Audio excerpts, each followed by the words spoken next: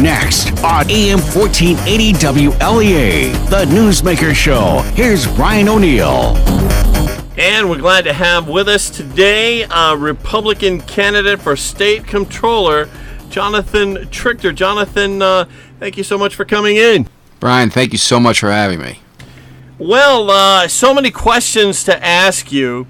A little bit about your bio. It's they say you're an investment banker and have worked for some big companies like J.P. Morgan. Tell us about that. So I got my start when it comes to public finance and public pension management as a public finance investment banker at J.P. Morgan, where, among other things, I covered the New York State Comptroller's Office. And that's where I first came to appreciate the underutilized and untapped potential of the Comptroller's Office to do a lot of good for ordinary New Yorkers. And at the same time, I was frustrated, as I had a private sector seat, watching what happened in the Comptroller's Office under Alan Hevesy, right, the previous comptroller who was hauled off to prison for corruption. And with that vacancy, I then became almost equally frustrated when Shelley Silver hand-selected Tom DiNapoli to fill the vacancy over the objection of every editorial board in New York because, as the Democratic governor at the time said, DiNapoli is totally and thoroughly unqualified.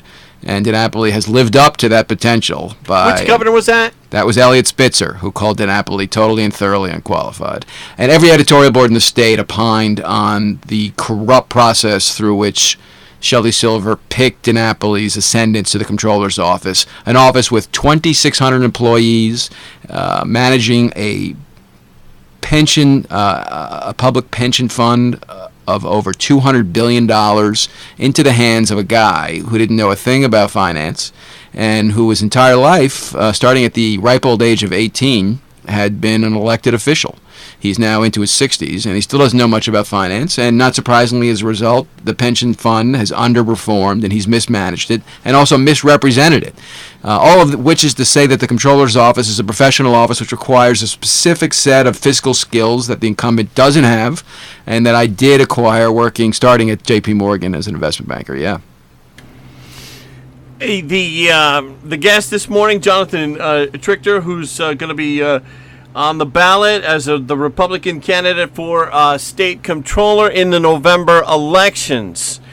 Now, you talked about Elliot Spitzer, and reading a little bit about your background, you used to work for Elliot Spitzer, and you were a Democrat originally. Why did you become a Republican? So, in college, I majored in humanities, and I graduated. I worked in politics in New York City. I grew up on the Upper West Side. My parents were progressive, and I started out life as a progressive. Ultimately, going into investment banking, it was the first time I learned how to read a balance sheet. And in public finance, I basically worked with municipalities to help them balance their budgets, issue debt, right-size their long-term liabilities, address them. That was the first time that I came to understand just how poorly states and municipalities manage their own budgets. And at the 30,000-foot level, it's just a matter of matching expenditures with revenues. You'll have to do it in the private sector, but it turns out that states and cities don't. And so I very quickly became, I guess, relative to other New Yorkers, a fiscal conservative. I like to think I became a pragmatist, a guy who could, add two and two together and do math. But here in New York, I guess that makes you a fiscal conservative, and that started moving me in the direction, I guess, towards the right relative to the rest of the state. But again, I approached the office and I approached my politics from a practical standpoint. And this office is one that has a specific set of skills that one acquires in the private sector and really does demand that somebody run for the office who can add two and two together and balance expenditures with revenues. Now, you speak very critically of Comptroller DiNapoli, in particular in relation to the pension system. Your thoughts on how it's being handled and why it's being handled that way by State Comptroller Tom DiNapoli. So this is the biggest fiscal asset in New York State, arguably, right? $200 billion pension fund, and it's also the biggest fiscal myth at the same time. If your listeners would, after this interview, like to Google the following phrase, quote, "The fund is consistently ranked among the best managed, most well-funded pension plans in the country," end quote, they'll find that phrase under DiNapoli's signature over 200 times in any given search engine, under the theory that if DiNapoli says this often enough, people will believe it. But the truth is that the fund has underperformed, and it's just the New York City and New York State Press Corps, which is woefully financially illiterate, that has been unable to uncover the truth. And the truth is that the fund itself has underperformed by about $66 billion under DiNapoli. And that $66 billion ultimately was made up for by taxes. So we live in one of the highest tax states in the country, if not the highest tax states, and there are lots of reasons, but one contributing factor is no doubt that our pension fund underperformed under Tom DiNapoli by $66 billion over 10 years. Underperformance which was made up for with local taxes. So if you ask yourself, why are we paying so much in taxes? Certainly Medicaid at the local level has a lot to do with that. But the second driving factor is a pension fund which has underperformed. And the reason that it's relatively well funded today, 95, 98%, is because DiNapoli has been, maybe to his credit, particularly adept at siphoning up local tax dollars to make up for his asset investment underperformance. So who would be responsible for taking money out of whatever fund or whatever part of the budget and covering for these mistakes you talk about DiNapoli making? Yes, it's a great question. It's one of the reasons why DiNapoli does not take the blame for a $66 billion underperformance. His fingertips and his fingerprints are far removed from the actual methodology and process to suck up tax dollars when he underperforms. And so that's one of the reasons why he's been able to skirt by. It's an interesting kind of phenomenon in the structure. But here's how it works. DiNapoli sends out a bill every year to local employers. And by local employers, I literally mean cities, the state itself, villages, special districts, and all sorts of local forms of government that have to contribute towards the pension fund, and that contribution is variable and it's based upon investment performance. So every year they get a bill that they have to pay, and they need to pay that via property taxes or sales tax, depending on what district we're talking about and how that district ultimately derives revenue. And in the event of underperformance, they've got to increase those revenues or increase those taxes. And if they don't increase those taxes, then they've got to cut services. And the underperformance has been so severe that core government services have been at risk. We're talking about, highway maintenance, schools, public libraries, all of those things have suffered because of the making up of investment shortfalls under a career politician who is our comptroller. Talking today with Republican State Comptroller candidate Jonathan Trichter. Jonathan, how do you feel that State Comptroller Tom DiNapoli does as far as the audits go throughout the state? So starting out with the municipal audits and then moving into the state agency audits. Yeah. I'm going to actually take this question in reverse order and start with the state agency audit. Okay. So the Comptroller's Office was set up with the bandwidth and resources and the constitutional authority to look at every state agency, every state program, entity, and public authority and figure out what's wrong with it and recommend and push for meaningful reforms and change. The office has over 2,600 employees. An operational budget annually of over $346 million. It is the office that is meant to provide scrutiny to Albany and state government. At the same time, if I can give you a downstate example, maybe you've read about this and heard about this here, but the New York City subway system is crumbling, and Cuomo gets a lot of the blame. But at the same time, the State Comptroller's Office is the one place in Albany in our Constitution and state government that was set up to foresee the kind of infrastructure problems that the city subway system was accumulating and prevent them. So I'll give you an example. Tom DiNapoli has audited the MTA over 60 times, I think 62 times. 4 of those audits were on recycling. Not one of those audits caught the main culprits of New York City's subway system problems, which are the signal system and the fact that the capital budget dollars were diverted under Cuomo from ongoing maintenance and infrastructure repair to the mega projects, the big ticket items like the 2nd Avenue subway and East Side Access, the kind of thing that Cuomo loves to do a press conference on and tout and trumpet as an accomplishment, but doesn't do anything to serve current consumers, current riders in New York City of the subway system. And so at the expense of those projects, the regular old subway system started to fail. DiNapoli's office was the one place that could have realized that and ferreted it out. Instead, what we know about what went wrong in the subway system in New York, Brian, is from one policy analyst at the Manhattan Institute, a woman named Nicole Gelinas, one policy analyst at the Citizens Budget Commission, and one reporter at the New York Times, a guy named Brian Rosenthal. 3 people. Whereas DiNapoli, with a constitutional authority mandate to compel government officials to cooperate with his audits and investigations, 2,600 people and 62 audits found none of that. And that is emblematic of the kind of superficial nonsense audits he does. The best audit he did on New York City subway system was a mere 6 pages, and it was more of a blog entry. Talking with New York State Controller, Republican candidate Jonathan Trichter. If you could tell us your thoughts, Jonathan, on the relationship between the current State Controller's office and the Attorney General's office, and then I'd like to get your thoughts on the Republican candidate Keith Wofford. I hope I'm saying it. It's Wofford or Wolford? Wolford? The Republican candidate for Attorney General. So Keith is running for Attorney General. There are 4 Democratic candidates running for AG. The primary is coming up. We'll figure out who wins. The 4 candidates on the Democratic side running for Attorney General are akin to the 4 horsemen of the apocalypse. And I say that as a guy who does not like to exaggerate or use hyperbole, but I think it's fair to say that if any one of those Attorney General candidates win, it'll be the end of Greater Earth as we know it. So vote for Keith Wofford in the general election.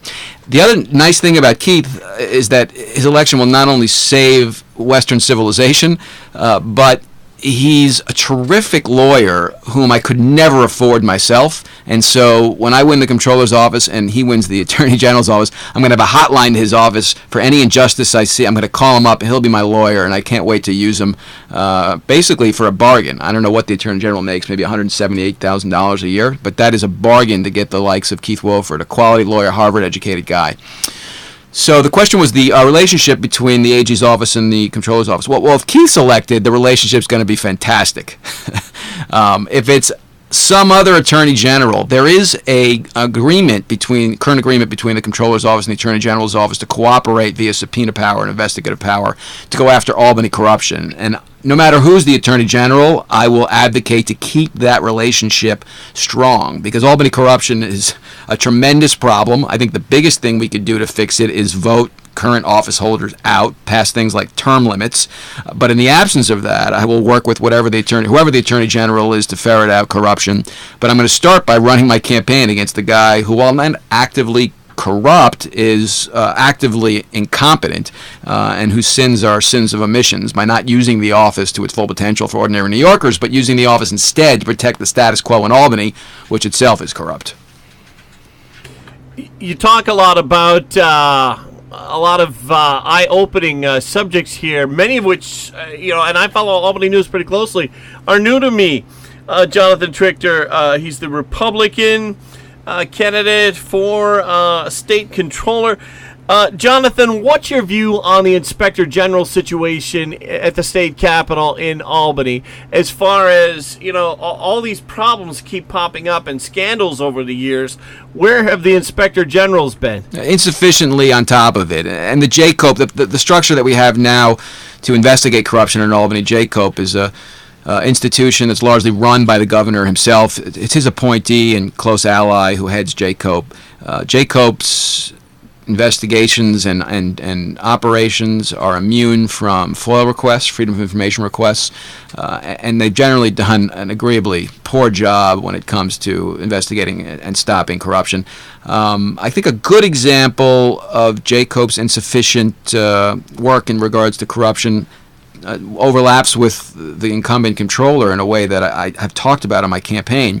JCOPE ultimately investigated an episode which amounted to, until a couple of months ago, the worst episode of sexual misconduct in Albany that the comptroller and his office was involved in.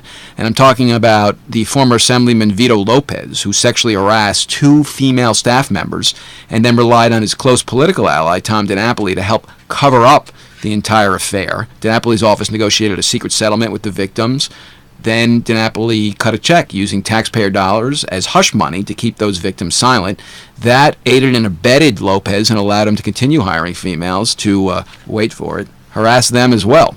The second time it blew up, it became public. There was a Jacob investigation. It insufficiently looked at the comptroller's role in this, but even Shelley Silver, who apologized for this whole thing and also colluded with the comptroller, admitted that the comptroller's office knew about the misconduct and cut the check to cover it up. So Jacob missed that and misses a lot. Getting back to one of your earlier questions, I would work with the Attorney General to ferret out more corruption, but I encourage your listeners, if you really want to end corruption, you got to have a little bit of turnover in Albany, because anytime you have people who've been in office for too long, the temptation is real, the compensation is too low, these people's moral fibers are too thin. Better to get them out for the good of New York State, for the good of New Yorkers, and really for their own good, if only to keep them out of prison. Going to take a quick break. Talking with New York State Republican State Controller candidate Jonathan Trichter. Stay with us.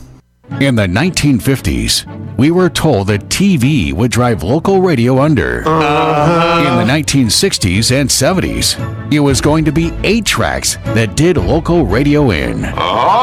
In the 1980s, they said CD players was going to be local radio's undoing. Again? Since then, they predicted that satellite radio, internet radio, YouTube, iTunes, and iPods would be the end. I've never heard that one before. So how does local radio survive in spite of all the competition? On AM 1480 WLEA, it's content. News of the day. We're like a newspaper. News, editorial page. Sometimes we even do sports and pop culture. From national Thank you very much. We're signing an executive order to state, our federal government is working to roll back so much of what we have done.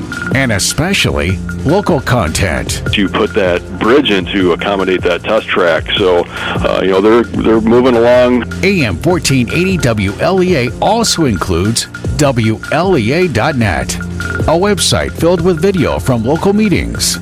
AM 1480 WLEA thanks you for listening.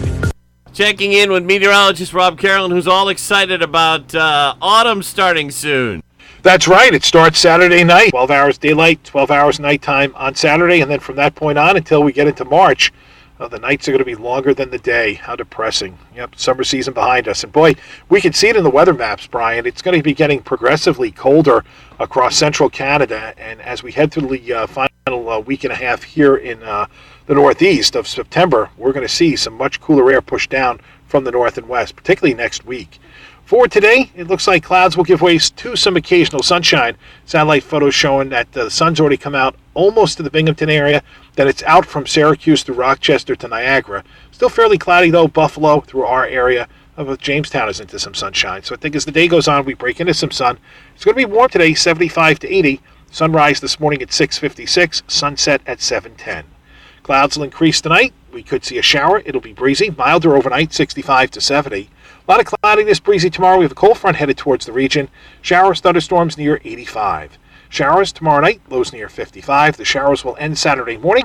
Some breaks of sun develop Saturday afternoon, much cooler, 60 to 65. And then a very typical fall day on Sunday with a lot of sun and highs only in the 60s, Brian. We're back on Newsmaker with Jonathan Trichter, the Republicans' state controller candidate. Jonathan, Governor Andrew Cuomo, and a lot of reporters have said this, and a lot of commentators have said this, has been campaigning either for president or against Cynthia Nixon by talking about President Donald Trump all the time. What do you think of Governor Cuomo's reaction to and objections to Trump and the Republicans' tax plans? Well, mostly politics and mostly hyperbole. So Cuomo initially told New Yorkers that after the tax overhaul, he would do all that he could to reverse it for New Yorkers. Here I'm referring to the SALT exemption. But not atypical of Andrew Cuomo. It was all politics, all talk, and no action. So I actually wrote an op-ed in the Daily News about Cuomo's plan to help New York run around, do an end run around the SALT exemption and President Trump's tax overhaul. And I pointed out that Cuomo's solution was to effectively end the personal income tax by making it an employer tax, which would, I guess in theory, avoid the penalty to the SALT exemption elimination. The truth is there are about $40 billion in outstanding bond on the personal income tax credit in New York State. And here I realize I'm getting into the weeds, and some of your listeners may not follow this. But there are $30 or $40 billion in the bond market that rely upon the personal income tax in New York State.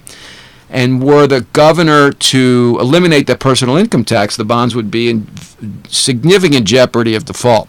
And if you followed the bond market during the whole hubbub about when Cuomo had threatened to end that revenue stream, the personal income tax revenue stream, the personal income tax bonds prices didn't move, which means that the savvy institutional investors who own the PIT bonds, we're talking about pension funds, hedge funds, sophisticated investors, didn't believe Cuomo for a minute. And oftentimes the financial markets are good predictors of the future, even in politics, right? This was a perfect example where the bond market knew that Cuomo was full of it. And another example of sometimes when the New York City and New York State press corps is a little bit late to the game on fiscal matters. They almost believed that it was true, but it's just a prime example of Cuomo's disingenuousness when it comes to most things politics. Jonathan Trichter, the governor's disagreed with Cynthia Nixon on the issue of going completely single-payer through New York State. Governor Cuomo said that during the debate, that it would be better if the federal government did it.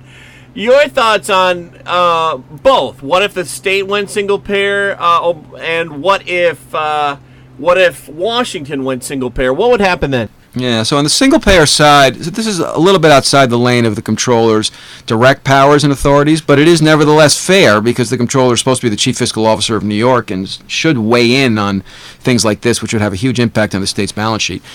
But if you look at the RAND study that a lot of the supporters of single-payer on the state level like to talk about, they talk about the RAND study because they think it's a net positive for single-payer at the state level. It would basically increase the cost of health care in New York State from $60 billion, the Medicaid, the current Medicaid price tag, to $211 billion, and require marginal tax rates at the highest level of 28%. So it would rely on, to fund it, it would rely on taxing the richest New Yorkers to a 28% level. The problem with that is, well, not only an issue of fairness, but also an issue of outmigration, right? If the wealthiest New Yorkers are being taxed at 28%, and they can move to New Jersey, Connecticut, or Florida, or Texas, or California, or really low-tax states, why would they stay in New York if you're going to clip 30% of their income? So the net example of single-payer in New York would be continued outmigration of highly wealthy individuals at the expense of personal income tax revenue, right? We're just going to lose our tax base. So the RAND study doesn't really incorporate those dynamic elements into its economics, but in the end, it's just nonsense. The state just couldn't compete with other states when its top marginal tax rate was 27%, 28%. So I'm against it at the state level. Now, in the national level, again, I'd like to stay in my lane. Remember, I'm running for a comptroller's office, an office that really should be professional, not political. It's got a very broad set of responsibilities that could be executed on behalf of ordinary New Yorkers. And if I get caught up in national or federal politics, I feel like I lose people's attention on my core expertise. But no, I'm not for single payer at the federal level either. I mean, this is the one exception, Brian, that I've made where I've weighed in on national politics, just because it's kind of an obvious one. Not to say that the system at the federal level is perfect, but that doesn't mean we need to socialize medicine at the federal level, at the national level. So I'm against that as well. We're down to the last couple of minutes. Jonathan Trichter, was there anything I did not bring up that you'd like to talk about? Thank you, Brian. I'd just like to point out that the current comptroller is a lifelong politician, not a professional with the skill set suited for the office. He is the current comptroller because he was handpicked by Shelley Silver and won a popularity contest in Albany. And he has returned the favor by protecting the status quo in Albany, fiscally, as we've talked about, but also socially and the culture of Albany. And here again, I would refer to his covering up of sexual harassment by Vito Lopez, something that's disqualifying not only among good Republicans, but among Democrats who care about these issues and Democratic women. And so I would ask people to keep that in mind when they vote in November and to vote early and vote often. Jonathan Trichter, Republican candidate for New York State Controller, thank you so much for coming in today. Thanks, Brian.